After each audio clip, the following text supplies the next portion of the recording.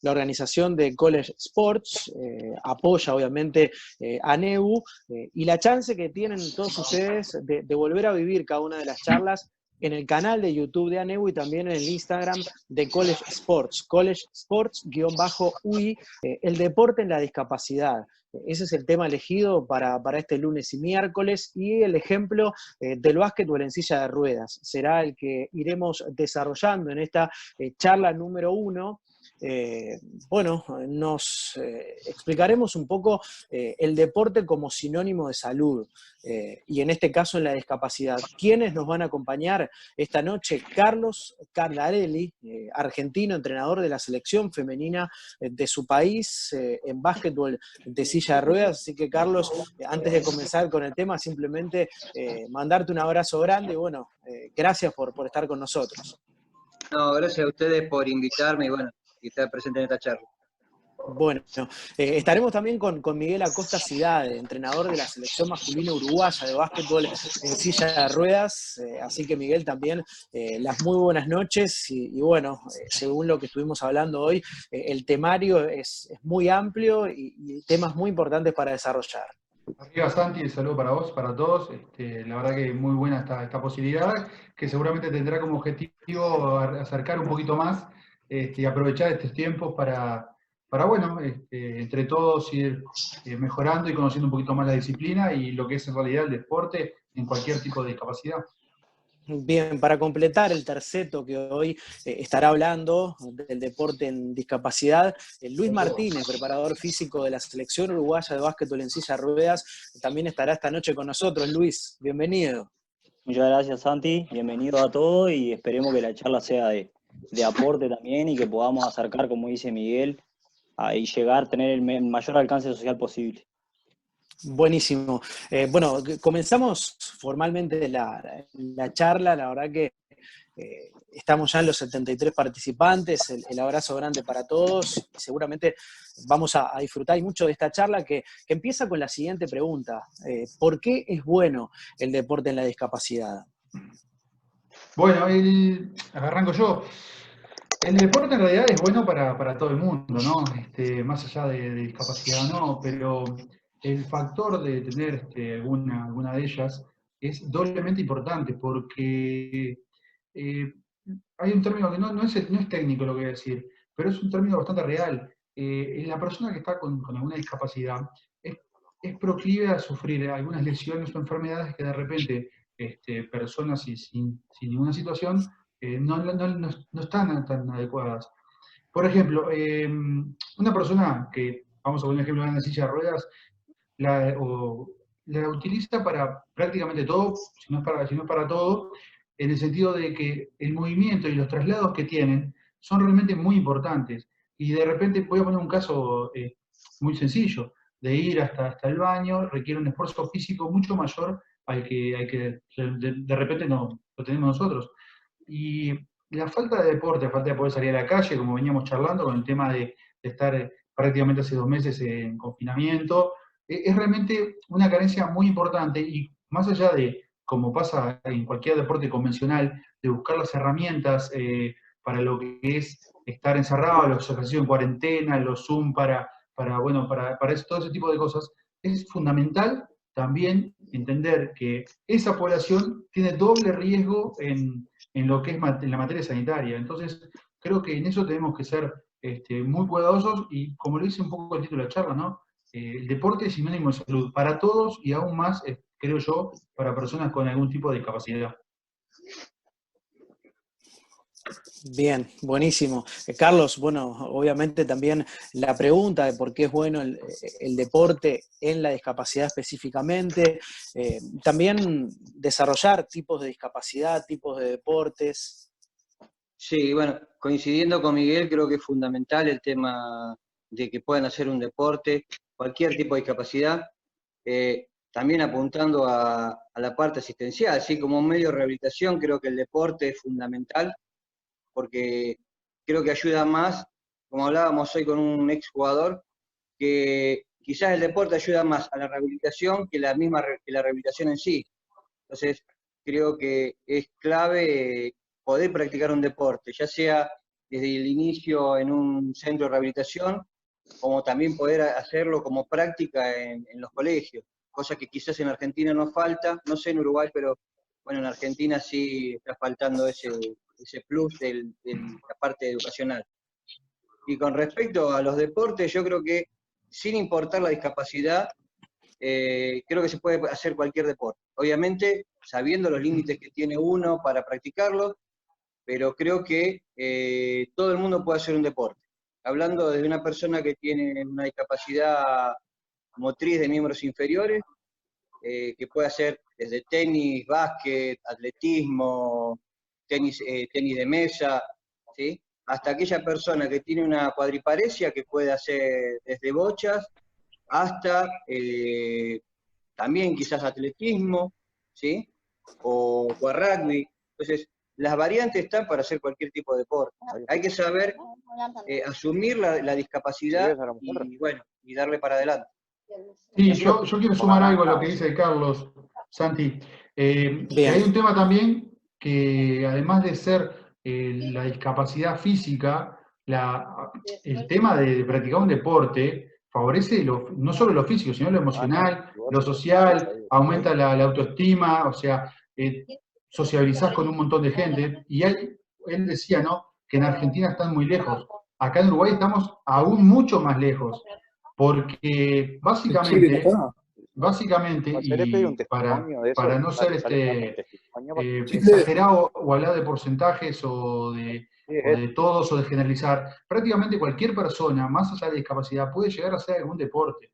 Y hay decenas de disciplinas que de repente acá en Uruguay ni las conocemos y que de repente en Argentina se practican o en otros países lo hacen, que permite que siempre hay una posibilidad de mejorar el estado de ánimo, el estado físico, de prevenir enfermedades, de mejorar musculatura. Y eso obviamente no solo requiere mejora. A ver, yo si estoy hace 20 días o 30 días encerrado y no puedo salir a caminar, me siento mal. O sea, imagínense eso multiplicado a las varias veces. Entonces, si será importante dejar un poco de estigmatizar a la persona con discapacidad como el pobrecito. En Uruguay estamos realmente muy lejos todavía en el sentido de poder integrarlos y que sean realmente deportistas de elite, igual que cualquiera de nosotros, ¿no? Bien, bien, Miguel. Le pedimos por favor a todos los participantes que apaguen sus micrófonos. Tenemos algún micrófono que nos está filtrando, el de Damián García, así que por favor, si se puede apagar el micro brillante, así seguimos con la charla. Ya son un montón los participantes que se han sumado. Y para este tema, que bueno, ahora vamos a referirnos, se eligió dedicarle un bloque largo, que es la pregunta, ¿qué hacer cuando nos llega un chico con discapacidad? Esto para los tres, para Carlos, para Miguel, para Luis. Bueno, ¿cómo se trabaja en estos aspectos? Y bueno, y ¿cómo se lo recibe y cómo se le busca un lugar? Déjalo todo ahí. Yo te cuento un poco de lo que hacemos en la Argentina, ¿sí? En principio, que llegue una persona con discapacidad al deporte es muy difícil, porque no está todavía la conciencia social como para que la persona que haya sufrido un accidente o un trauma sepa que existe un deporte. Entonces, el que llega, quizás muchas veces llega por casualidad. Lo que nosotros hacemos en Argentina hoy, la incorporación es más que nada a través de vía Facebook, Internet o por conocimiento de otra persona. Pero fundamentalmente intentás que, sobre todo en los amputados, que es más difícil, es hacerle entender que la silla es un elemento deportivo, ¿sí? Y que es un medio adaptado para hacer un deporte. Como suelo decir en las charlas, todo aquel que hace una competencia con un elemento, caso ciclismo, patinaje, que es el patín, necesita de un medio que es la adaptación para hacer un deporte. Bueno, el básquet en silla de ruedas es prácticamente lo mismo. Entonces, hay que entender, o hay que hacerle entender a la gente, sobre todo a los amputados, que la silla de ruedas es un medio mecánico que sirve para practicar un deporte. A veces se entiende, a veces no. También depende de la familia, ¿sí? Porque la familia es fundamental en esto. Si no, la familia no acompaña o no apoya, es muy difícil que la persona con discapacidad se pueda quedar. Y bueno, después ver la forma de ir incorporándolo de a poco, ¿sí? Que vaya practicando, que se vaya acercando, que vaya conociendo los deportes, no solo un solo deporte, porque si no siempre estamos hablando del básquet, y quizás las personas con discapacidad tienen que tener un abanico de deportes donde ellos después puedan elegir, ¿sí?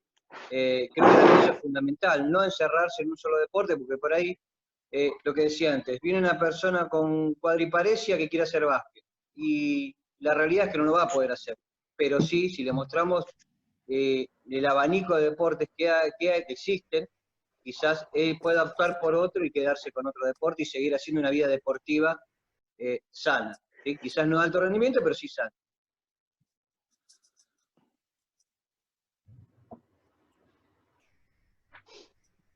Acá hace poquito tiempo, el año pasado, si no me equivoco, fue bastante hablado en el entorno, sobre todo del básquetbol, un caso de un chico en un club de barrio que fue a entrenar el básquetbol con una discapacidad motriz importante. Y bueno, el técnico básicamente dijo que no. O sea, no tengo exactamente el pormenor, ni porque, ¿qué pasa? Después ese caso salió en las redes y obviamente la familia muy indignada con el club y con el entrenador, y el entrenador explicando, entonces se escuchaba un poco las dos versiones, entonces en realidad no sabemos bien qué pasó. Lo que sí hay que ser muy claro, y en esto, por más que Carlos tiene razón, en Uruguay por lo menos se dice que hay cerca de 250.000 personas con algún tipo de discapacidad, o sea, prácticamente el 10% de la población, un poquito menos. ¿Tá? Entonces, hay una cosa que es, ni que hablar, asumir la discapacidad, eso es altamente complicado, y es verdad, y en eso somos muy parecidos a Argentina, ¿tá? Pero el segundo caso es estar preparados para cuando nos vengan en nuestros entornos convencionales un chico con alguna dificultad, alguna discapacidad. Primero que nada, ni que hablar que lo ideal sería acopiarlo al grupo. Eso está más que de perogrullo decirlo. Crearle el ambiente para que sea uno más en un grupo determinado, si es un equipo de básquet, de fútbol, de handball, de lo que sea, bueno, crear el ambiente y las condiciones para que ese chiquilín socialmente no tenga otro golpe de los que seguramente por tener esa discapacidad ya tenga. Eso es lo primero. Y lo segundo es, en el caso de no poder, porque obviamente llega un momento donde hay una competencia, bueno, tratar del propio entrenador, profesor o alguien, buscarle el lugar donde poder seguir ese chiquilín, para que justamente tener bajo un poco de empatía la posibilidad de que pueda continuar con algún deporte. Por todo lo que dijimos antes, y porque también parece que hay una razón humana, y a veces en eso fallamos un poco, me parece que por desconocimiento más que por mala fe. Entonces, lo primero que hay que hacer sin duda es ser muy empático con el chiquilina que viene a practicar un deporte y que de repente no tiene la capacidad plena o estar 100% en condiciones para practicarlo. Y lo segundo, en caso de tener que decirle que no, o porque el club no tiene las condiciones, que eso pasa un montón de veces, o que de repente no hay más chiquilines que puedan practicar su modalidad o de su forma. Bueno, buscar el camino, o para, de alguna forma, alguna forma sea parte de, incluso de repente pidiendo ayuda en otras áreas, como puede ser la psicológica, o bueno, buscarle una solución a que de repente el chiquilín era muy bueno para jugar de repente a otro tipo de deporte. De repente el básquet de sordo, el básquet en silla de ruedas, bueno, buscarle, o de repente deportes individuales. Bueno, creo que también un poco en el conocimiento o en la intención de buscar una solución para el chico, creo que ahí ganamos un poco todos. Gana el chiquilín siendo tratado como debe ser, como una persona absolutamente normal, gana la familia, gana el entorno, gana el club, y me parece que es un poco una salida que capaz que no es la mejor, porque lo mejor sería involucrarlo, pero bueno, por lo menos también buscando una solución al tema. Ahí va un poco, perdón que interrumpa, ahí va un poco también lo que decía Carlos, de mostrar el abanico de posibilidad deportiva que tiene cada individuo. Eso me parece sumamente importante. yendo un poquitito más para atrás, y esto capaz que va un poco más dirigido a los profes y a los profesionales que se encargan de la primera comunicación o la primera instancia con una persona con discapacidad. Lo primero que tenemos que tener en cuenta es que, así como los que están acá escuchando, cuando yo me dirijo a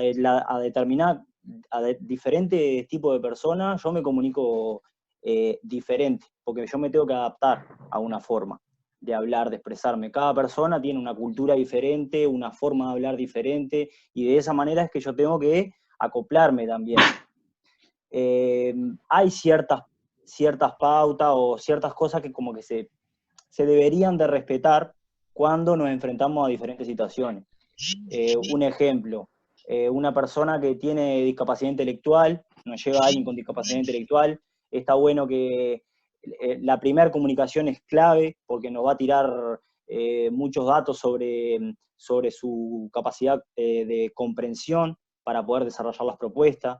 Por ejemplo, una persona que es no vidente, está bueno siempre comenzar la charla, comenzarla uno, ¿tá? Avisando, si es que te vas a retirar, avisar también. Una persona sorda, por ejemplo, hablar con palabras sencillas, hablarle de frente. Personas de movilidad reducida, por ejemplo, si está en silla de rueda, colocarse a la altura de la persona, ser claro con las consignas. Son como ciertas cosas que también tenemos que tener en cuenta, un poco dirigido a los profes que trabajan en el área y a los que no también. Bien. Luis, bueno, Perdóname, aprovechando... Perdón, disculpa. Acá Sí, quiero arriba, anotar Carlos. una cosa que decía Luis y Miguel. Con respecto a la formación, bueno, de los docentes y la capacitación, creo que es fundamental para que después podamos trabajar con los chicos. Pero hay una cosa que por ahí algunos no tenemos en cuenta al momento de iniciar un deporte, que quizá esperamos una silla de ruedas deportiva para que el chico inicie el deporte. Y creo que Sí. cualquier deporte que se practique así desde sus inicios, de la formación física básica que conocemos todos, se puede hacer hasta en una silla de paseo. Así que, como para que también lo tengamos en cuenta, no esperar por ahí la silla de rueda deportiva para iniciar el deporte, no, si los fundamentos los podemos hacer con una silla de paseo. Sí, perdón, Claro, y por quería eso, aclarar esto porque he pasado no, por acá. está bueno, Carlos, y por eso también el trabajo de las escuelitas es fundamental. Que existan escuelitas de iniciación deportiva para personas con discapacidad es fundamental. Justamente por eso que decía Carlos y Miguel también. Yo hay algo que siempre digo, lo he sacado por ahí de un texto, y que no es difícil, solamente tenemos que poner un granito de sentido común, ¿tá? Para saber cómo comunicarnos. Sí, y lo otro importante es, yo lo repito, ¿no? Porque me parece algo fundamental, y es si no tratar de saber dónde puedo mandar a ese chiquilín. Por ejemplo, digo, la mayoría de los que estamos acá estamos un poco reunidos por el básquetbol, por los que en silla de ruedas, pero no nos olvidemos que acá, por ejemplo, en Montevideo está la Liga de Básquetbol Inclusivo, no nos olvidemos que está el equipo de fútbol para ciegos, no nos olvidemos, o sea, hay un montón de otros tipos de disciplinas para discapacidad que están en Uruguay. Que ni que hablar, que nos falta muchísimo para estar a nivel... Nosotros tenemos el gran problema, yo siempre lo digo, ¿no? Nosotros tenemos el gran problema que es que estamos al lado de Brasil y Argentina. No solo porque son Brasil y Argentina, sino porque para nosotros es un gran problema, porque compararnos a veces nos termina golpeando. O sea, yo siempre digo lo mismo, y un poco manera de chanza. Con Argentina, lo único que nos podemos comparar es en Copas Américas. Después, poblacionalmente, tenemos un tema de forma de vida y económico y todo, tenemos una diferencia enorme. Entonces, de repente en Argentina, no sé, de las decenas de disciplinas, en prácticamente todas vas a tener gente compitiendo. Y de repente nosotros acá, para armar un equipo de básquetbol en silla de rueda, para armar un equipo de básquetbol inclusivo, para tener gente en el tenis en silla de rueda, en ping-pong, o sea, es realmente muy complicado, y a veces no tenemos ni recursos, ni materiales, ni humanos. Entonces, si será importante también tratar de un mínimo conocimiento de dónde podemos mandar a la gente cuando tenemos un caso, ¿no? Encontramos un caso que nos puede ser importante para la persona, bueno, saber más o menos para dónde mandarla.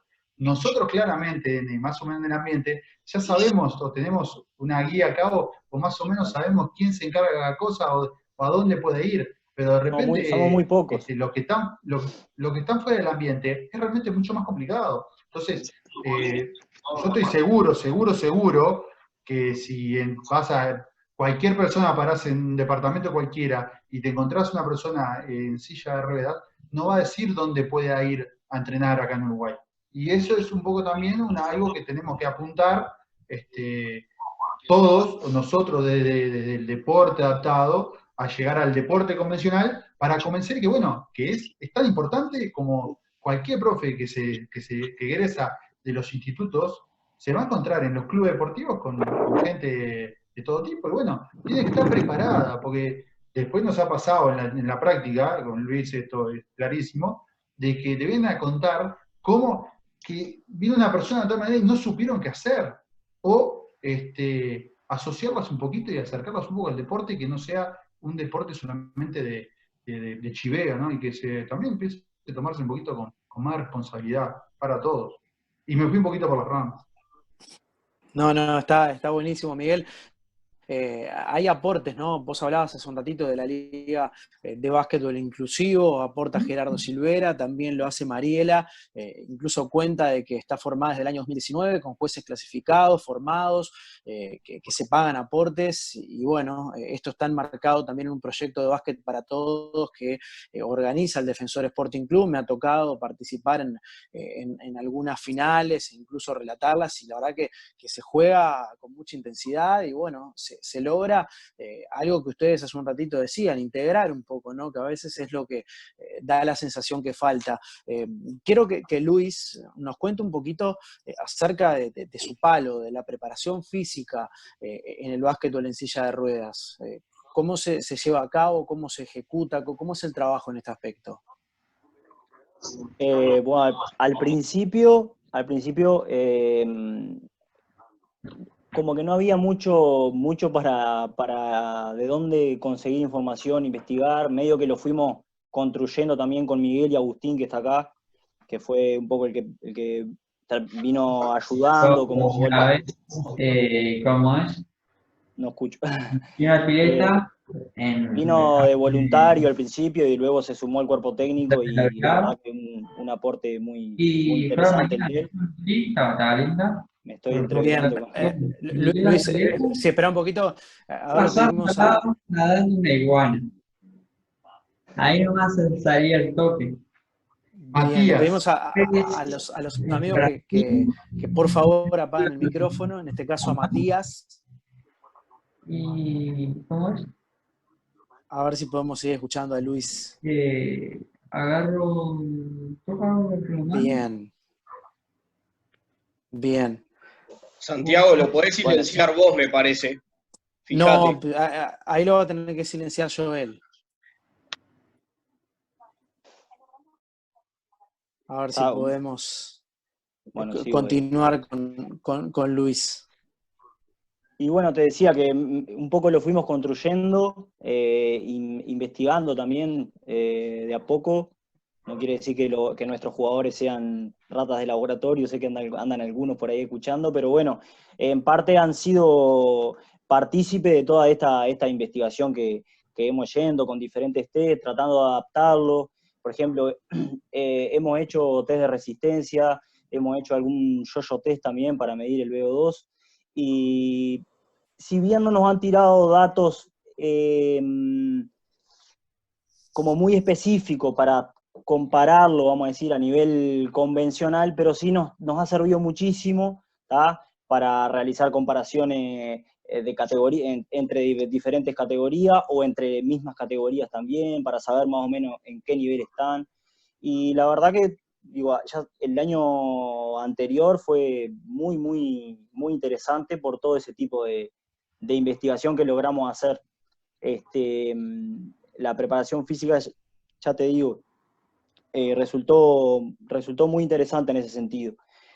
También Miguel me ha ayudado muchísimo en comprender cada categoría. Yo sabía sobre discapacidad y más o menos pude adaptar diferentes ejercicios que conocía. Yo venía de entrenar un equipo de básquetbol convencional también, trabajé en rugby en silla de rueda, que eso también me ayudó muchísimo para poder realizar ejercicio, y muchas cosas las hemos ido construyendo con Miguel y Agustín, sobre preparación. Y después, bueno, normal, una planificación normal, de cómo entrenamos para los profes como entrenamos a cualquier equipo. Digo, cerca de la competencia se trabaja de una manera, lejos de la competencia se trabaja de otra, ir desarrollando.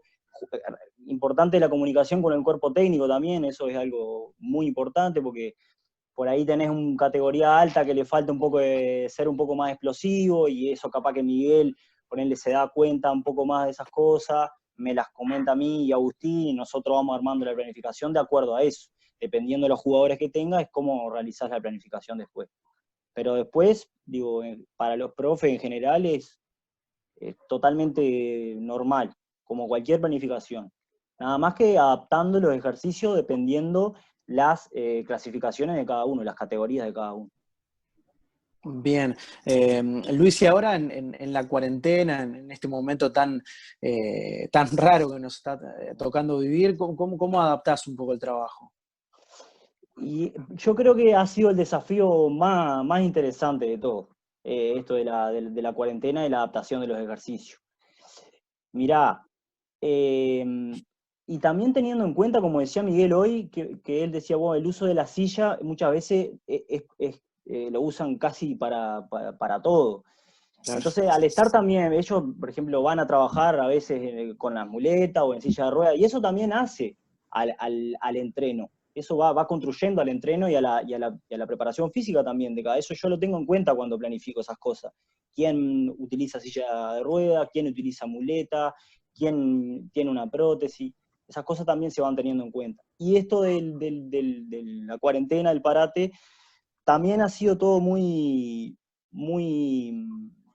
raro en ese sentido de la planificación, porque, claro, una de las cosas que yo más buscaba era el trabajo aeróbico, ¿viste? Sobre todo sabiendo que al estar en tu casa encerrado tendés a ser más sedentario, entonces la idea es buscar cosas que sean un poco más aeróbicas, con muchas repeticiones, que sean relativamente explosivas, rápidas. He trabajado muchísimo, que me ha resultado mucho, el tema de bandas elásticas. Incluso lo de las bandas elásticas me parece, y esto va para todo, para cualquier persona que quiera practicar deporte.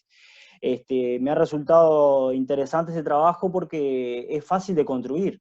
Imagínate que o sea, no importa el contexto de la persona, capaz que quizá no puede comprar una banda elástica, o quizá no puede moverse a un lugar donde vendan una banda elástica, pero capaz que hay una gomería cerca, una bicicletería, y puede conseguir una cámara de bicicleta y construir los aparatos para poder hacer ejercicio. Y ya te digo, la banda elástica, con el tema de las cámaras de bicicleta, y me ha resultado bastante bueno en ese sentido.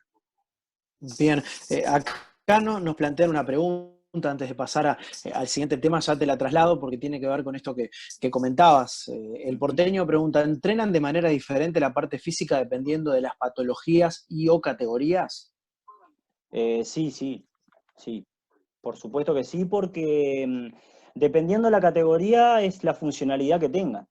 Entonces, por ahí capaz que en categoría alta tiene zona abdominal activa, y yo necesito que esa persona trabaje esa zona abdominal para todo lo que son los giros, los pases hacia los costados y todas esas cosas. Entonces sí, un categoría baja, por ejemplo, que muchas veces tienen la zona abdominal inactiva, por eso juegan fajado y con respaldo, trabajamos otras cosas totalmente diferentes, un poco más de tríceps capaz, de bíceps, hombro, pero sí, ni que hablar. Dependiendo de la categoría, es los diferentes tipos de ejercicios que se van planteando. Bárbaro, gracias Luis. Ya vamos a seguir hablando de algunos otros temas físicos, pero ahora la pregunta va un poco dirigida a los entrenadores. ¿Por qué básquetbol en silla de ruedas? Bueno, en realidad creo que con Carlos compartimos un poco que venimos del convencional y primero que capaz un poco por curiosidad y después ya por gusto nos fuimos quedando por este lado de la vereda. Pero sin duda alguna hay una cosa que yo siempre digo, ¿no? que el básquet en silla de ruedas es el fútbol de la discapacidad. O sea, es el deporte que más se compite, a menos... la verdad no tengo los datos, pero estoy convencido de que es el que mueve más gente, el que hay ligas muy importantes, con salarios muy importantes también a nivel mundial, y es un deporte que es tan lindo como el convencional, pero con algunas particularidades que lo hacen, a mi gusto, mejor. Sin todavía entrar, si querés en detalle, lo que es cada ítem, Santi, vos que sos entrenador también, compartirás que cuando armás un equipo para de repente jugar un partido, entrar a un 5 inicial, vos elegís tu mejor base, tu mejor ayuda, tu mejor perimetral o alero, tu mejor ala y tu mejor interno. Bueno, en el básquet de Ciudad Real pasa lo mismo, con una condición, que son los 5 mejores que no superen un determinado puntaje. Entonces eso lo hace todavía más lindo, más complicado y de repente mucho más interesante como para estar metido de lleno en él. Bueno, yo te voy a contar un poco por qué elegí, perdón Miguel que me haya metido, el tema del básquet en silla de ruedas. Yo creo que también termina siendo, como decía Miguel, es una pasión, ¿sí? Yo empecé hace muchos años y aparte, estando en un profesorado de educación física arranqué, y creo que el gran secreto es no mirar a las personas por la discapacidad, sino mirarlas como deportistas. A partir de ahí vos entendés que ¿por qué se elige el básquet en silla de ruedas? Se elige porque es un deporte que a uno le gusta y porque le apasiona. Y no porque sean personas con discapacidad, ¿sí? Creo que ese parámetro hay que dejarlo al momento que uno empieza a entrenar, ¿sí? De hecho, las grandes amistades que he logrado durante mi vida, muchas son del básquet en silla de ruedas. Y al ser un medio de socialización y de superación, hace que a vos te obligue primero a mejorar como entrenador. Uy, la concha en mano. Me quedé sin batería. Se nos cayó Carlos. Se quedó sin batería, dijo. Ahí a lo último. Está bien, está bien. Pero bueno, es un poco lo que dice Carlos, ¿no? Cómo llegamos un poco, capaz que un poco de rebote, pero bueno, te comienza te empieza a gustar, a llenar, claro, todo es un deporte que es súper interesante, que es dinámico y que, bueno, digo, es así, tal cual. Es un... Perdón. Sí, dale. No, y sobre todo entender eso, que es, o sea, que es un deporte en sí mismo. O sea, no es que hablamos de básquetbol adaptado, o hablamos de rugby adaptado, o hablamos de voleibol adaptado, no, son deportes en sí mismos. Básquetbol en silla de rueda, bueno, si no tenés la silla de rueda, como decía hoy Carlos, es el medio para poder practicar el deporte.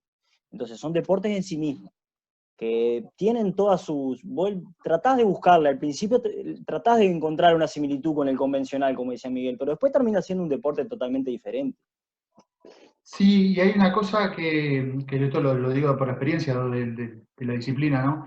Siempre cuando viene alguno y le comentás que de repente sos el entrenador de la selección o de APRI, que juega en Liga Argentina, que es el único equipo uruguayo que practica oficialmente el deporte, que tenés que viajar, bueno, ahora no, pero habitualmente viajábamos una vez por mes o una vez cada 2 meses, y estás 4 o 5 días en otro país, y la gente dice, bueno, el esfuerzo humano de los jugadores, y vos fijate lo sacrificados que son, y uno ahí, como dice Carlos, vos te tenés que parar un poco en la vereda de enfrente, y decir, mirá, yo dirijo a 5 deportistas contra otros 5 deportistas que tienen los mismos problemas o iguales o peores, o tan peores que los míos. Entonces, ahí un poco como que no es que salgamos de la realidad, es que en realidad nosotros tratamos de tomar a los jugadores como deportistas, ¿sí? Y no como personas con discapacidad. Entonces eso también tiene su pro y sus contras. O sea, nosotros vemos a jugadores de básquetbol en este caso en silla de ruedas. En realidad la silla de ruedas para nosotros es como los campeones en el convencional, ni más ni menos.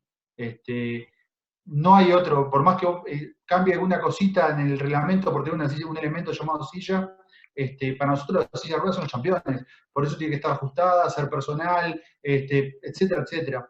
Entonces con eso ya te olvidás un poco de que cada chico tiene su historia de vida atrás, que seguramente es una historia sacrificada, que como lo dije hoy, digo, y esto también es de la experiencia, uno está acostumbrado, gracias a esta modalidad, a viajar por varios países, en sudamericanos, en panamericanos, en torneo argentino y eso, y conoce la realidad de otros lados.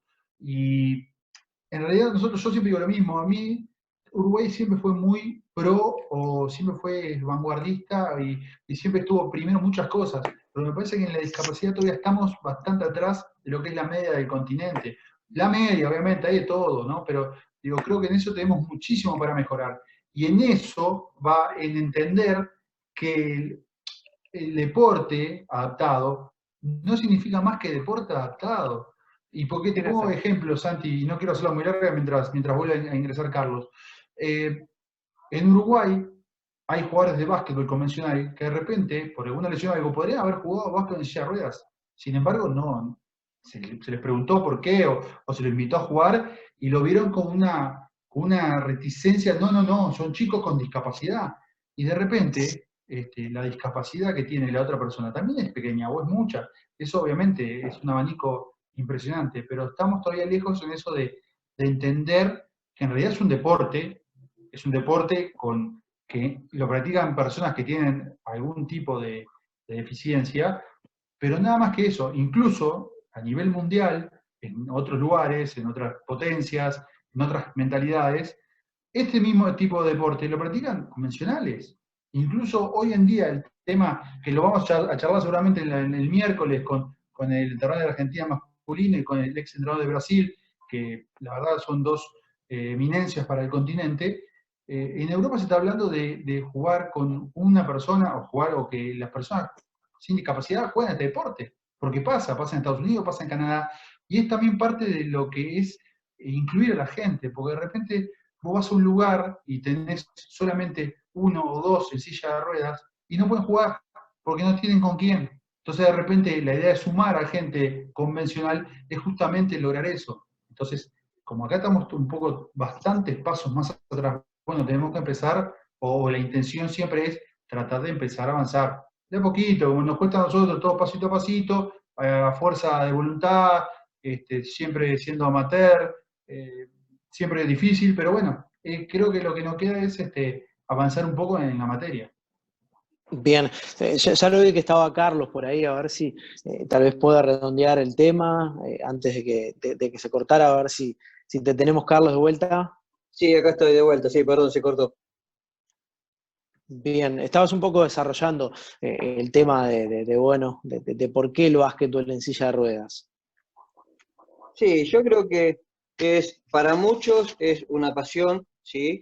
Y creo que es fundamental entender lo que les decía antes, que acá no hay que mirar a las personas por su discapacidad, sino entender que son personas que hacen un deporte y que podemos enseñarle como cualquier otro. ¿Entendés? Creo que es clave eso, entender que entrenamos a deportistas y no a personas con discapacidad.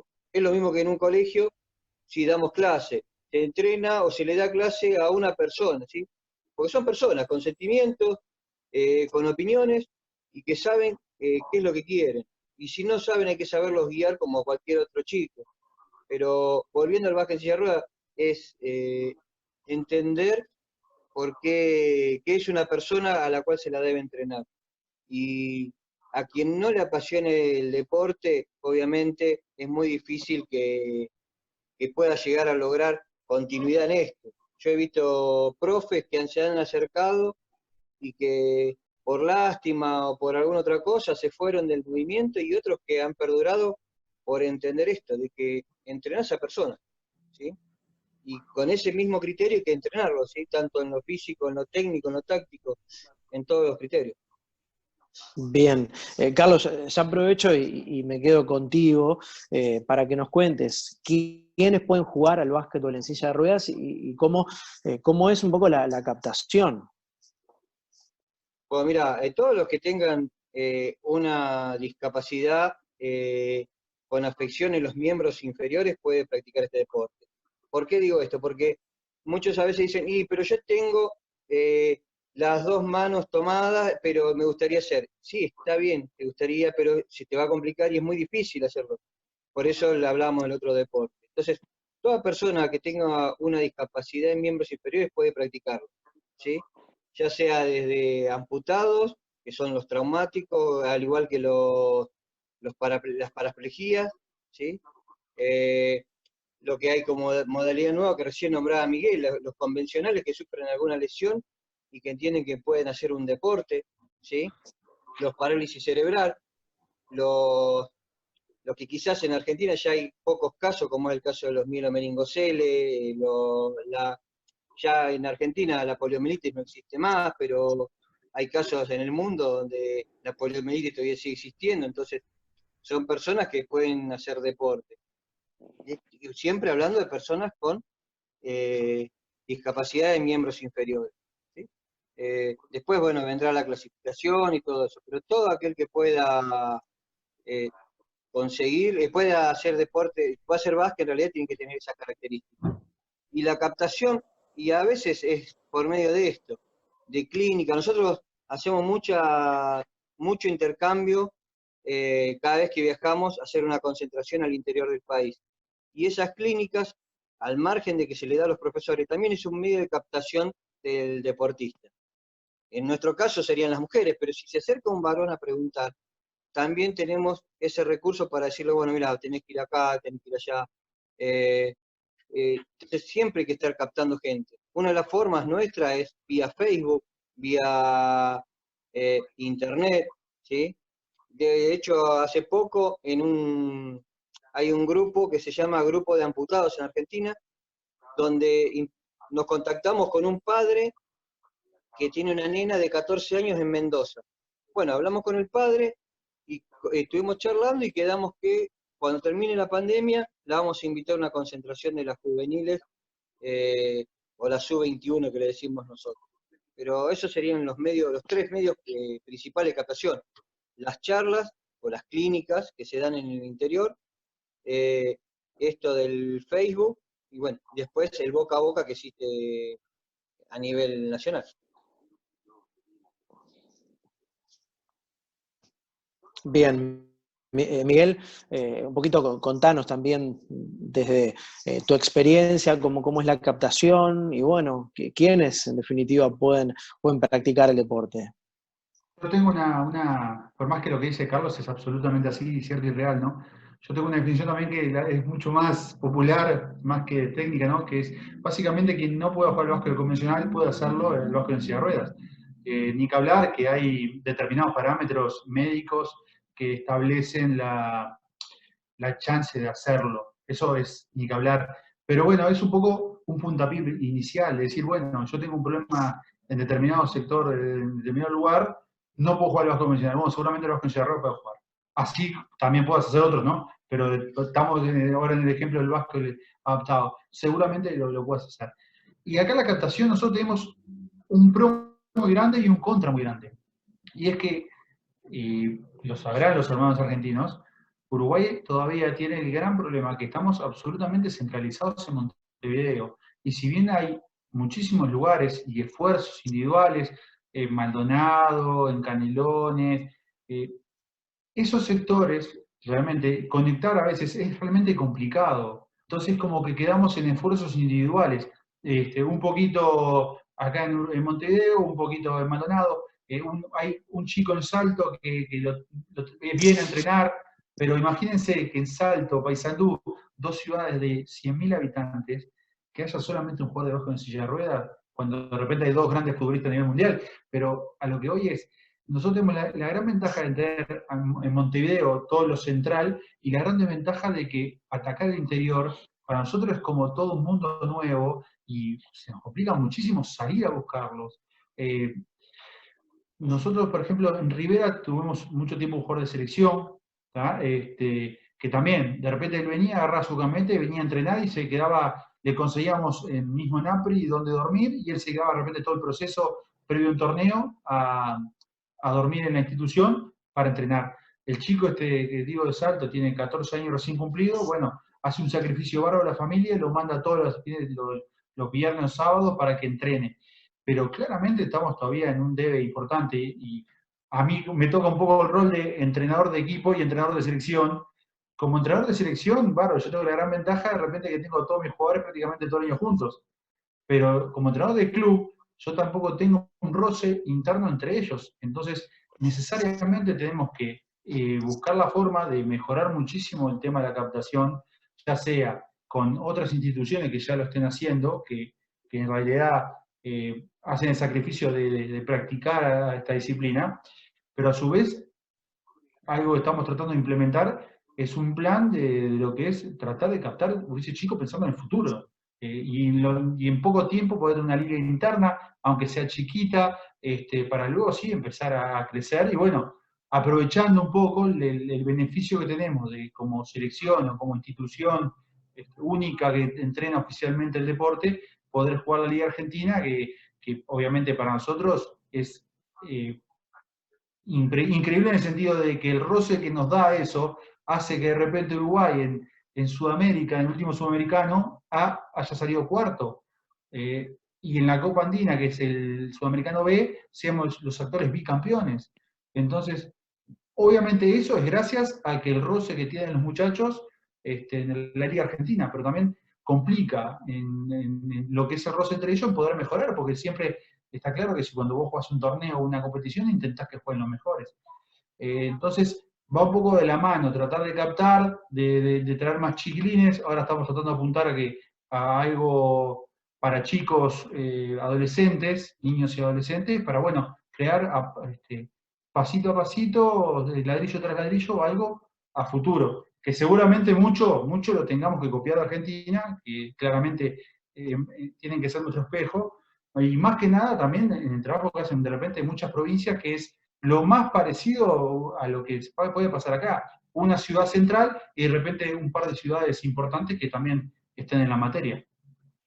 Bien, Miguel, lo preguntaban hace un ratito en el chat y estaba dentro del libreto un poco de la charla, las clasificaciones. Cuéntenos un poco acerca de ellas, tanto Carlos como vos, Miguel. Bueno, arranco ahí yo y vamos peloteando con Carlitos. Dale.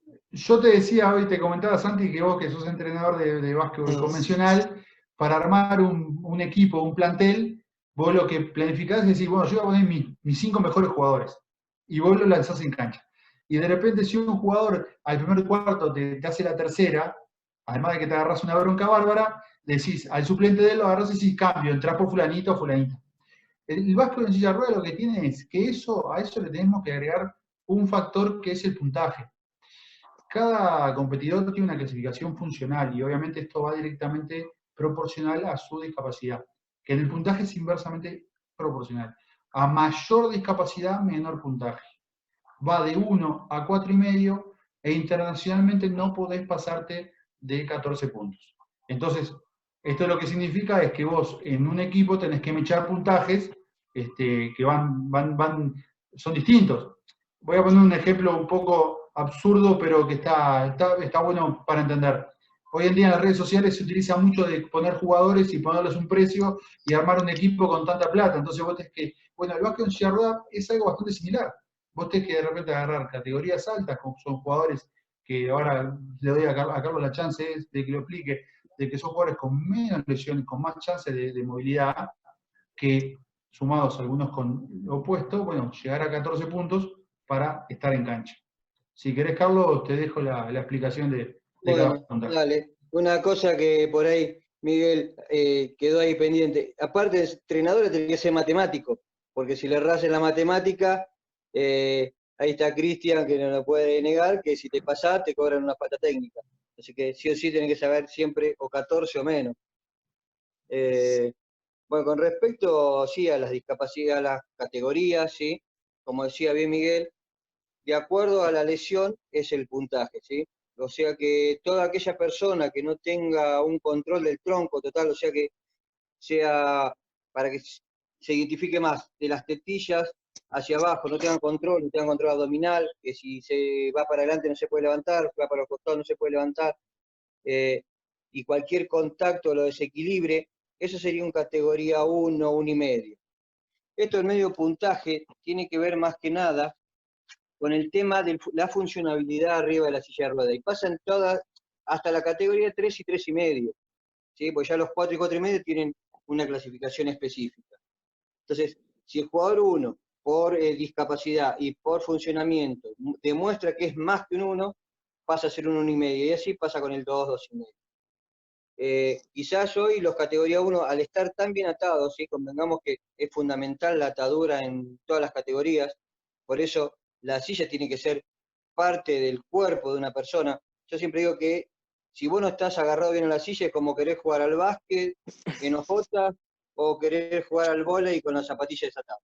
Entonces se hace imposible. Bueno, esto con respecto a los categoría 1, ¿sí? Todo lo que sean paraplejías con lesiones altas, son las que están beneficiadas con esta categoría en realidad. Después son las categorías 2, ¿sí? Las que ya tienen un poco más de control del tronco, ¿sí? Ya se pueden quizás inclinar, pero se pueden levantar y ir hacia un lado y levantarse, quizás hacia el otro no. Ahí donde entraría el rango de los 2, 2,5, ¿sí? Una cosa característica en los categoría 1 que yo me había olvidado es la inclinación de la silla. Si todos ven una silla que el jugador tiene las sillas bien levantadas, las piernas bien elevadas, es porque eso le permite compensar el abdominal, ¿sí? Entonces, cuando el jugador se inclina hacia adelante con las piernas inclinadas, hace como un tope, y eso hace que lo utilice como abdominal. Después en las categorías 3 ya empieza a haber, puede haber un tema de amputaciones, que son amputaciones sobre rodilla, ¿sí? Doble amputación de rodilla. Y en el caso de Argentina hay un caso especial, ¿sí? Muy característico. Esta es una jugadora que tiene una amputación de pierna bajo rodilla, pero tiene malformación en los dedos. Eso hace que hoy las clasificaciones vayan variando. Entonces, hoy se toma como parámetro los 4 planos, ¿sí? El inferior, el superior y el lado derecho y el lado izquierdo. Y en el caso de esta chica, ¿sí? Fundamentalmente es el problema de los dedos. Al no poder recibir bien o no tener control de manos, hace que se le haya bajado la categoría y sea categoría 3. ¿Sí? Pese a ser por la característica ya de amputación bajo rodilla, debería ser un 4,5. Pero bueno, el tema de las manos es clave. Un caso... Te corto un segundo, Carlos. En realidad va un poco también por el tema de la funcionalidad más que de la discapacidad, de la funcionalidad disminuida permanente que tenga la persona para la competencia. Perdón que... sobre todo la toma de la pelota, la recepción, el tiro. Y un caso muy, muy loco, digamos, porque son los 3 casos que hay en el mundo, son argentinos encima. Los 3 triple amputados, ¿sí? Que hay un juvenil, Gustavo Villafañe, que todo el mundo lo conoce, y una jugadora que empezó hace muy poquito, de 18 años, también con triple amputación. Que esos fueron un caso de mucho tiempo de discutir, porque Gustavo pasó de ser de 1 a 2,5 a llegar a 2, 1,5, y después se decidió que fuera 1. Y esto tiene que ver con el tipo de... Porque si lo ven a Gustavo parece que fuera un 3,5 con el movimiento que tiene de silla y el tiro. Pero por el tipo de discapacidad, ¿sí? Y las dificultades que tiene para un montón de cosas, el remado, la toma de la silla, cómo recepcionar la pelota, hace que a Gustavo se le clasifique como fue un caso muy nombrado a nivel mundial. Y para ser más corto, ¿sí? Los 4, bueno, ya tiene que ver con una amputación sobre rodilla de uno de ambos miembros, ¿sí? Una amputación larga, cerca de la rodilla sería. Y los 4,5 son aquellos amputados bajo rodilla. Acá muchas veces se habla, porque viene un mensaje, el tema de las prótesis. Si un jugador doble amputado, ¿sí? Usa prótesis, antes se le subía la categoría, ¿sí? En el caso de un 4, por ejemplo, que aprovechaba y usaba la prótesis para poder jugar, se le subía la categoría 4,5, hoy ya no. Y en el caso de los doble amputados, hoy se les permite jugar con las prótesis o no. Dependiendo de eso, también Cristian nos puede asegurar, confirmar o no, con ciertas protecciones. Y lo que se agregó nuevo, bueno, el tema de la discapacidad mínima, que es un 4,5. No sé si... Bien. Bien, notable, Carlos. Bueno, la idea en la charla era pasar también a contar un poco los diferentes trabajos por categoría, los aspectos fundamentales, la tipología y la acción en la cancha. A ver si entre vos y Miguel pueden armar un poco y contarnos. Santi, sí, en realidad hay una cosa que capaz que se sobreentiende, pero que está bueno decirlo también, ¿no? Y es que justamente este deporte tiene algo numérico, como decía Carlos, que somos matemáticos, de que por qué se pone un puntaje y por qué en este caso es 14, no es de perogrullo, sino porque es un tema justamente de inclusión y que todos los chicos puedan jugar. Y no sé por qué, si fuera sin ninguna traba, las personas con menor discapacidad o mayor funcionalidad, que son los 4,5, jugarían todos ellos, y no de repente chicos con mayor discapacidad o menor funcionalidad permanente. Entonces, un poco también que el básquetbol tenga un puntaje delimitado a 14 puntos, implica eso, que deban jugar chicos de repente con un montón de diferentes discapacidades y funcionalidades. Después lo que vos preguntabas, Santi, claramente nosotros podemos dividir en tres, o lo que los entrenadores, la mayoría, hacemos es dividir en tres grandes grupos. Los categoría baja, los categoría media y los categoría alta. Que no solo que va en la movilidad, en la funcionalidad de cada jugador, sino también en lo específico de cada uno de ellos. Hoy en día es como todo, ¿no? Y acá nos tenemos que parar un poquito en el sentido de cómo pasa en el fútbol, de cómo pasa en el básquet convencional. Nuestras ligas de repente son de un estilo y las europeas son de otro. Pasa en el fútbol convencional, pasa en el básquet convencional, pasa en el básquet adaptado. A lo que voy es que el uno a nivel internacional, el uno de selecciones importantes, el uno de selecciones europeas o de ligas de primer nivel, prácticamente hace de todo, ¿sí? Eso es lo que pasa hoy en día. Pero la función básica de los categoría baja, que tienen solamente movilidad de la parte superior y que tienen limitaciones mucho mayores, tienen menor movilidad, menor reacción y un montón de otros impedimentos, es colaborar en intentar que los categoría alta, que en general son los jugadores de tronco erguido y que puedan ser más altos, poder intentar llegarlos llegar a la pintura. Estos meten coordinadores, o sea, son coordinadores, intentan mucho el tema del bloqueo defensivo, bloqueo ofensivo, trancar jugadores rivales, están en tareas exclusivamente secundarias, si se puede llamar el deporte, porque la verdad, cuanto menos tocan la pelota, terminan siendo más útiles para el equipo, pero no dejan de ser sumamente importantes como todos los jugadores de básquetbol. Trabajan muchas veces en el lado ciego, hacen mucha cortina indirecta, trabajan mucho en lo que es intentar el mismatch, que quede un grande con un chico del equipo rival. Es una función clave de la categoría baja, ya te digo. Hoy en día cada vez tienen que hacer más cosas. E incluso, como dice Carlos, siempre, como es un tema de funcionalidad, siempre nos vamos a encontrar con casos de que de repente nosotros también, en la selección de Uruguay, teníamos hace poco un uno que era pivot, porque era realmente alto. Entonces, como era lento y alto, de repente no trabajaba en las características principales, sino que trabajaba de grande para tratar de recibir cerca al aro. Después los categorías media hacen un poquito de todo, siendo más suficientes que los categoría baja, pero de repente ni tan altos o ni tan rápidos como los categoría alta. Entonces, son un poco los que hacen la mezcla. Generalmente suelen ser los bases del equipo, probablemente también los aleros, tengan todo el trabajo perimetral para ellos y sean muchas veces los que son enviados a trabajar contra los mejores jugadores, los rivales. ¿Para qué? Para que los categorías alta mía queden libres para poder trabajar tranquilos. Obviamente, esto en la charla del miércoles también vamos a poder ahondarlo un poco más.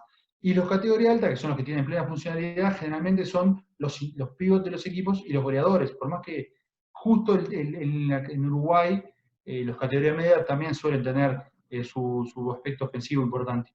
Pero los categoría alta suelen ser los grandes, los que tienen que tener más velocidad de reacción, los que tienen que asumir mucho más en ataque y en defensa, y bueno, como lo que decía hoy, como son los que tienen mayor funcionalidad, también tienen mayores responsabilidades.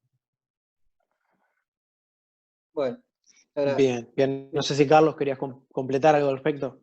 sí, por ahí también tiene que ver quizás con las características de cada equipo, cada selección. A nosotros, por ejemplo, como selección femenina, nos toca que las categorías bajas, como decía Miguel, sí cumplan varias funciones, pero también muchas veces se les incentiva al otro trabajo, al que haga el de... hoy se juega mucho estático también y mucho al tiro por porcentaje. Y muchas veces esto de las situaciones de pick and roll o de ataque para que el grandote entre, depende también del goleo del chiquito. Entonces, como también tiene que, vuelvo a repetir, ahí tiene que ver con las necesidades de cada equipo y de cada selección. La selección femenina obviamente necesita de ambas cosas, entonces el 1 o el categoría baja termina siendo quizás el base o el tirador de un equipo. Nosotros tenemos 2 categorías 1 que tiran de 3. Y a veces voy a decir, ¿y por qué no la tira un grandote? Porque la efectividad del 1 por ahí es mucho mayor que la de categoría alta. Obviamente que sí se respeta esta situación, que el grandote va a la zona pintada, porque el chiquito obviamente no va a ganar, salvo las situaciones de pick and roll. Pero bueno, como que la polifuncionalidad también depende de las necesidades de los equipos. Esto pasa generalmente en la selección femenina. Bien, bien, buenísimo, Carlos. Para ir un poco cerrando la charla, hay un montón de preguntas que las vamos a compartir. Reiterar que el próximo miércoles habrá una segunda parte. Bueno, compartir algunos ejercicios, tanto teóricos como prácticos, para básquetbol en silla de ruedas. Miguel, ¿querés arrancar vos? Sí, bueno, en realidad cuando se trabaja técnica individual es fundamental saber prácticamente, es clave también el tema del puntaje. Yo comparto plenamente lo que es un deporte de porcentaje y eso, el básquetbol en cualquier modalidad es así. Argentina tiene un goleador empedernido que es un 1, que es el triple apuntado, Gustavo Villafañe, que él hablaba hace unos instantes. Lo que también es muy cierto, y de mucha razón, es que a veces en el juego la movilidad permite de que los categorías alta o media sean los que tengan más facilidad para poder sacar el tiro más cómodamente. E incluso, como dice Carlos, es cierto, la ventaja del chico a veces está en el pick and roll, en que el rival intente marcar el grande para haber un corte del chico hacia el aro o hacia una zona de confort. Entonces, a partir de eso también en los entrenamientos se trabaja por puntaje, ni que hablar. A los jugadores que son de categoría baja en general y categorías medias, de repente sin tanta movilidad, lo que se trabaja muchísimo es lo que es el pick y el roll, y el pick and pop, el cortinar y caer hacia el aro, el cortinar y recortinar, el caer luego, el generar el espacio, y a partir de esos movimientos símil a un juego, también, acá vas a cortinar, te va a venir un cambio de hombre, el grande seguramente se vaya a achicar y acá vas a tener la posibilidad de tirar. Y bueno, a partir de ahí se entrenan los ejercicios en cancha de 1 por 0 o 1 por 1 o 2 por 1 o 2 por 2, de esas situaciones más comunes que nos podemos encontrar en un partido. También, lo dicho, en una categoría baja generas así, una cortina y una caída, una llegada por el centro a tiro libre. Básicamente lo que en su porcentaje de juego y de tiro sea mejor para el equipo. Los categorías medias en general, como decía, haciendo un poquito de cada cosa, entonces son los que en general van a tener que tomar acciones de tiro de media distancia, alguno puede penetrar, alguno puede tirar también de lejos, y también hay que trabajar en torno a eso, en lo que es el físico para marcar a rivales. Si son de mayor envergadura, mejor, porque si yo dejo una categoría media contra un grande rival y me lo puede contener, yo voy a tener una ventaja de puntos en algún sector de la cancha que eso me puede beneficiar. Y bueno, y trabajar ejercicios individuales respecto justamente a eso, a lo que es lo que llamamos man-out, que es trancar un jugador y dejarlo fuera de juego por unos instantes, o cortinas para salir a tirar también. Y bueno, en categoría grande en general, más allá de que tenga que hacer todo lo previo que estábamos en las otras categorías también, el tema de, bueno, de la caída hacia el aro, el tener la mano arriba, el lanzamiento, y ni que hablar, el tema de los porcentajes, de, bueno, de entrenar los tiros más comunes del deporte en silla de ruedas, y también los tiros más comunes del deporte, del básquetbol, ya sean bandejas, tiro libre, bueno, en algunos casos triples, tiros de media, pero bueno, basado en sus mayores porcentajes, sus mayores virtudes y tratando de achicar los defectos individuales para luego tirarlos al colectivo. Bien, Carlos. Bueno, nosotros lo que sí, por ahí distinto de lo que te repetía, por ahí, obviamente cada entrenador tiene su libro y obviamente también tiene que ver con lo que hablábamos, las necesidades de cada selección. Nosotros lo que hacemos es generalmente trabajar con todas las categorías de la misma forma, ¿sí? Tanto por ahí en la parte física también hacemos lo mismo, cada vez concentramos, obviamente individualizado después por la kinesióloga, pero todo lo que tiene que ver con la parte técnica o táctica, realmente lo trabajamos todo en conjunto. Nosotros sabemos trabajar mucho el 1 contra 1, 2 contra 2, y acá sí vamos mechando y mezclando jugadores, porque también el nivel por ahí de los categoría 1 y mezclamos ¿sí? Un 1 y un 4 con un 3 y un 2, vamos mezclando las categorías para jugar estas situaciones de 1 contra 1, 2 contra 2. Sí, trabajamos en esta situación porque somos un equipo que, por más que pese, nos gusta chocar mucho, ¿sí? Somos un equipo de mucho choque. Creo que los pobres chicos de Uruguay lo han sufrido en algún momento cuando vinieron a jugar acá. Y después, bueno, todos es muy parecido a lo que es el básquet convencional, ¿sí? Técnicas individuales, desde el dribbling hasta el lanzamiento, con sus correcciones. Y lo que pasa es que nosotros, ese tipo de correcciones por ahí las hacemos durante los entrenamientos semanales con las jugadoras que tenemos cerca y por videollamada con las que están en el interior del país. Y en las concentraciones nos dedicamos más a la parte técnica o a la parte táctica en realidad. Entonces trabajamos mucho en situaciones defensivas, que es lo que más nos gusta, y en algunas situaciones de ataque. Lanzamiento, hubo un par de veces que hicimos algunos test de lanzamientos para ver cómo modificar la técnica. Uno de los grandes déficits que tienen, por ejemplo, los equipos femeninos son la técnica de lanzamiento. Entonces, hay que hacer test, hay que hacer un montón de cosas que por ahí llevan un tiempo específico. Pero todo está relacionado, para aquel que se inicia en el deporte adaptado, es muy parecido al básquet convencional. ¿Sí? Creo que no hay que salirse por ahí de esa estructura, decir, no, que esto, que lo otro. Sí hay que saber amoldarse a la discapacidad de cada persona.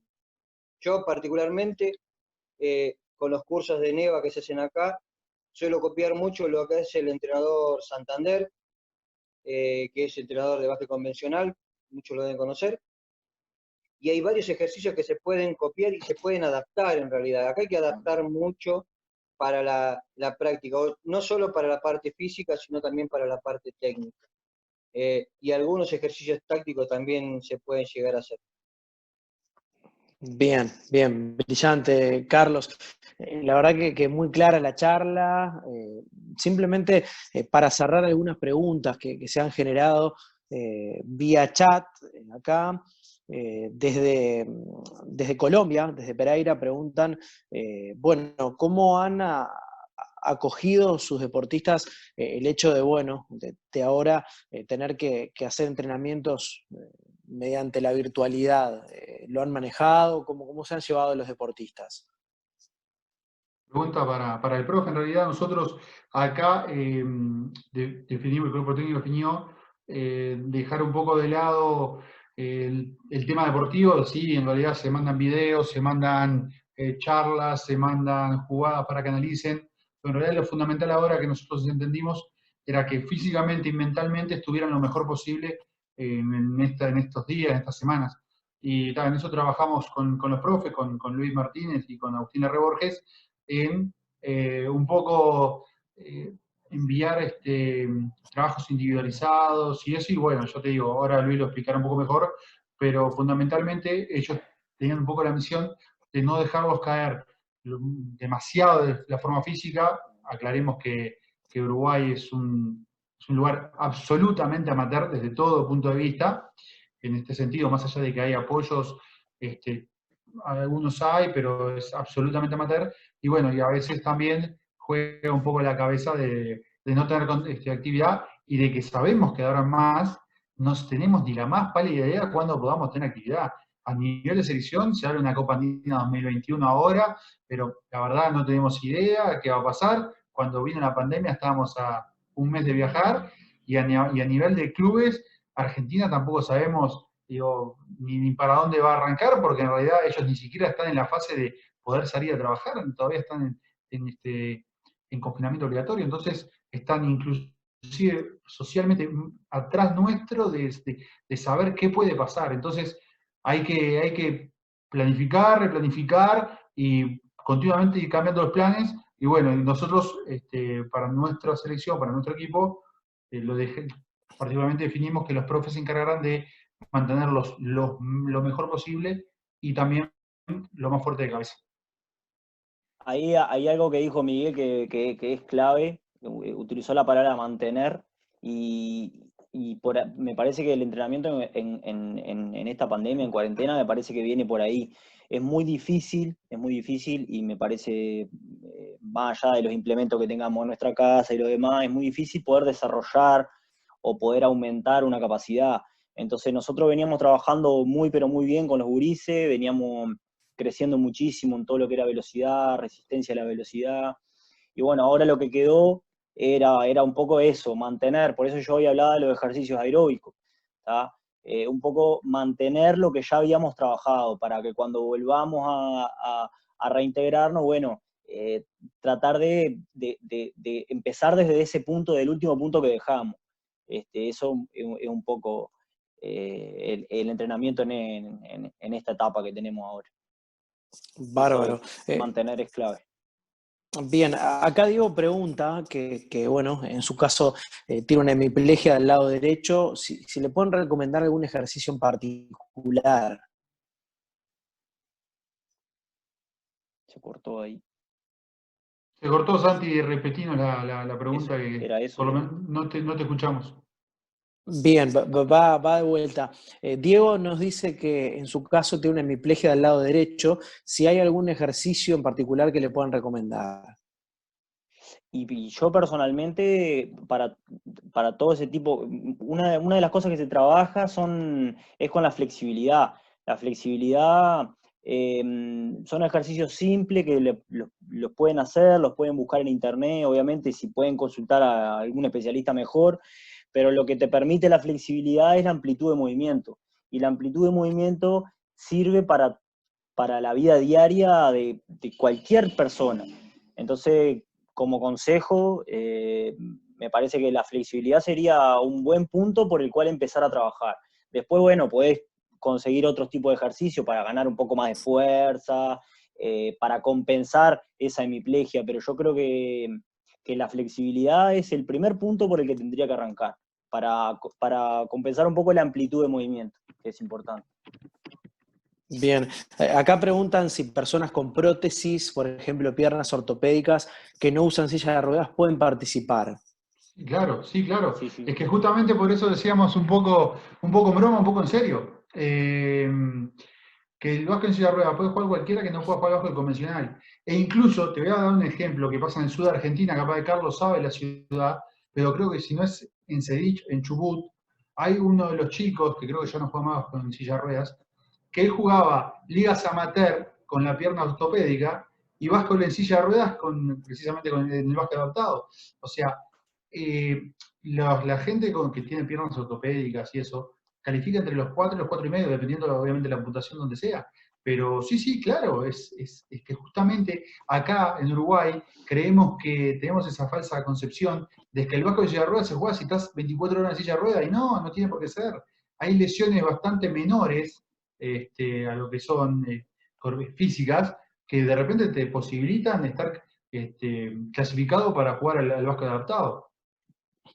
Claro, y también marea un poco el nombre también, porque como dice Miguel, viste, de decir básquetbol en silla de ruedas, pero bueno, como decíamos hoy, que la silla de ruedas es solamente el medio para poder jugarlo, nada más. Bien, excelente. Luis, Si me voy con... permitís, una cosa, perdóname, con respecto a esto claro que sí, de Carlos. jugar con prótesis. Hay una jugadora, que yo te decía, Mariana Reddy, ella inició jugando con la prótesis, ¿sí? Quizás por vergüenza, por miedo, por sus 26 años de haber estado toda su vida con la prótesis, y cuando se liberó, se sintió más cómoda, se empezó a sacar la prótesis, a darse cuenta que hay otras jugadoras que están en su misma condición, que van con una prótesis, se la sacan, se sientan en la silla, hacen el deporte, terminan, se ponen la prótesis y se van a su casa de nuevo. Entonces, la prótesis no es un impedimento, es como la silla de rueda de competencia. Si tienes una silla de paseo, tranquilamente también podés entrenar, ¿no? Quizás no jugar, pero sí podés entrenar. Bien, bien, buenísimo, buenísimo el aporte, Carlos. Voy con la última pregunta. Quedan algunas interrogantes que el miércoles estaremos bueno, tratando de sanearlas a todos. ¿Existe la posibilidad de que en un futuro Uruguay tenga un equipo femenino? Acá va un poquito para Miguel.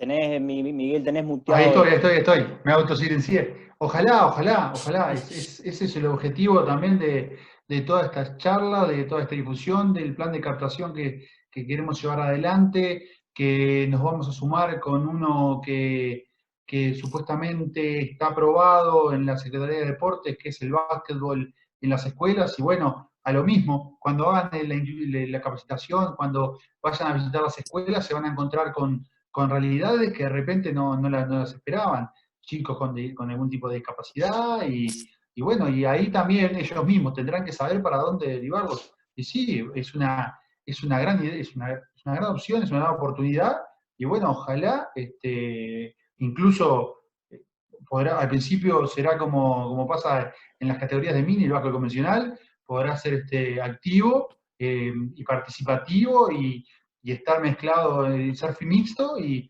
bueno, con el correr del tiempo, estar armando un equipo, una selección de jugadoras. Creo que así empezó Argentina, que primero empezó en el masculino y después en el femenino, y bueno, acá sería un lindo objetivo para trazar, y que ni que hablar que estamos en camino a intentarlo, por lo menos. Y tenemos Bien, ya unos valores en la escuelita. Si me permitís, como ejemplo de Argentina, nosotros cuando empezamos en 2014 eran 16 jugadoras nada más. Obviamente, esto tiene que ver con el apoyo de las federaciones y un proceso a largo plazo. Hoy Argentina cuenta con 18 jugadoras en primera, o en selección mayor, perdón, y 40 juveniles, ¿sí? Pero esto tiene que ver, no por suerte o por casualidad, sino tiene que ver con el apoyo y a los entrenadores y a los procesos de formación. Y no es que de hoy para mañana vas a conseguir tantas jugadoras. Nosotros cuando empezamos tampoco pensábamos que íbamos a tener a fin de año tanta cantidad de jugadoras. Pero creo que tiene que ver más que nada con el proceso de apoyo y desarrollo de los proyectos. Y eso es fundamental para Argentina, para Uruguay, para toda Sudamérica, ¿sí? Es clave el apoyo a los proyectos y a los procesos de formación y de selecciones y de entrenadores, ¿sí? Es clave que se los apoye a los entrenadores y se les dé un paso de trabajo. No que te fue mal en el torneo ayer y chau, afuera, no. Sostenelo en el tiempo y vas a ver que con el tiempo se pueden llegar a lograr grandes objetivos, como bueno, la selección femenina no tiene grandes objetivos, grandes logros, pero sí, con un proceso a largo plazo llegó a lo que soy. ¿Sí? Sin duda. Bien, buenísimo. Bueno, obviamente queda mucho todavía por hablar. La invitación es para el próximo miércoles a las 20 horas. La verdad que un montón de participantes, llegamos casi a los 100, en un promedio realmente muy bueno. Así que Miguel, Carlos, Luis, no sé si queda algo por decir o simplemente invitarlos para el próximo miércoles. Primero que nada, Santi, arranco yo la ronda de despedida. Agradecerte a vos, que como moderador de la charla, a College Sport, a College UI, a APRE, a NEU, el apoyo, y que bueno, que esto sea también un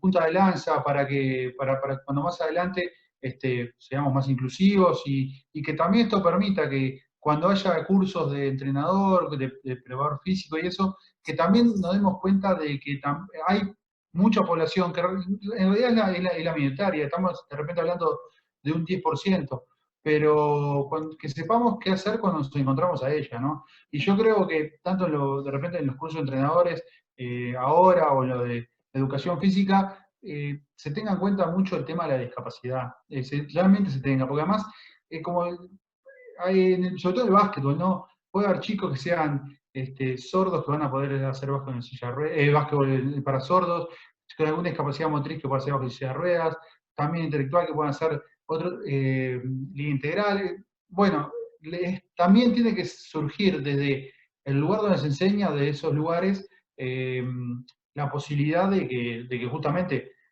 desde antemano saber con qué nos vamos a enfrentar y trabajar respecto a eso. Y lo otro, ya que te agradecí, para los que no saben, en Argentina, Santiago es periodista deportivo, reconocido de la materia en el básquetbol convencional y entrenador reconocido de mini básquetbol. Seguramente dirige un equipo mayor también, pero realmente es muy importante que gente como vos se involucre en la materia, que también un poco es, si tanto hablamos de pandemia y de punto de foco, bueno, creo que logramos de que algunas personas vayan entrando y vayan comentando lo que es el deporte, y el día de mañana cuando te pregunten, seguramente tengas un montón de cosas al respecto para decir, que creo que es un claro objetivo de estas charlas. Bueno, y ojalá, ya conté que me había tocado relatar la liga inclusiva, así que bueno, quien diga que ojalá toque alguna vez relatar el básquetbol en silla de ruedas. Gracias, Miguel. Y bueno, Carlos, también, el agradecido soy yo de poder aprender. Sí, agradecerte, bueno, a vos, a Miguel por la invitación, ¿sí? Y que quede claro para todos, ¿sí? Que, como decimos en la Argentina, que son personas con discapacidad, ¿sí? Y que son personas sobre todo. Entonces, cuando podamos entender que estamos entrenando a personas, creo que ahí va a ser un clip para que el deporte adaptado se empiece a desarrollar en forma definitiva. Ojalá todos entendamos esto y bueno, a seguir creciendo y a seguir dándole para adelante. Y nuevamente, bueno, gracias a todos y a Miguel por la invitación y a Santi por la participación. Arriba, Carlos, Luis, bueno, muy agradecidos. Yo también, Santi, agradecerte a vos y a los expositores también, Miguel y Carlos, a la gente que estuvo presente también. Y bueno, hablar como despedida, como cierre, algo medio general, ahora que vamos a comenzar de vuelta, a comenzar a retomar nuestras actividades, comenzar a salir de vuelta a la calle, seguramente nos crucemos con diferentes personas, con diferentes características, y que no tengamos, como sociedad, que no tengamos miedo en preguntar, como se dice por acá, hablando se entiende la gente, y siempre es bueno preguntar, ante todo, si se necesita ayuda, cualquier caso que veamos por la calle, que no tengamos miedo en preguntar, que es de la manera que tenemos que actuar como sociedad para seguir creciendo e incluyendo cada vez más. Buenísimo, buenísimo, Luis. Un abrazo grande. Bueno, muy bien. Bueno, muchas gracias a todos los que participaron hoy. El agradecimiento a College Sports, quien nos acerca estas charlas, que además ustedes pueden volver a vivir en el canal de YouTube de ANEU y también en el Instagram de College Sports, que es College Sports-UI. Así que el agradecimiento para todos.